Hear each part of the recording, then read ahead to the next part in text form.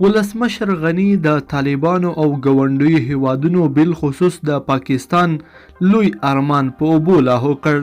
دا چې ولسمشر غني تازه څه ویلي دي په دې ویډیو کې وګورئ او زموږ چینل سبسکرایب کړئ.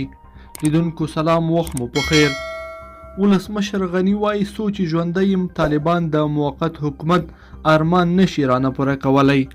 ولسمشر غني ویلي چې د ده په ژوند به طالبان د موقت حکومت ارمان ته ونه رسیږي. نوموړي نن ورځ د هرات ولایت د غوریان ولسوالۍ د لومړۍ کرښې له امنیتي منصوبینو سره په اړیکه کې هغوی ته ډاډ ورکړی دی چې د ده په ژوند به طالبان د موقت حکومت ارمان پوره نه کړي. هغه زیاته کړې چې د موقت حکومت بحث رامنځته کېدل د عامه ذهنیتونو د ګډوډولو لپاره مطرح کیږي او په خبرې د لنډمهالي حکومت رامنځته کېدل په هیڅ صورت ممکن نه دی. ولسمشر غني د خپلو خبرو پر دوام زیاته کړي چې څو پورې د هیواد د امنیتي او دفاعي ځواکونو ملاتړ ورسره وي له هېڅ ګواښه یې سترګه نه سوځېږي.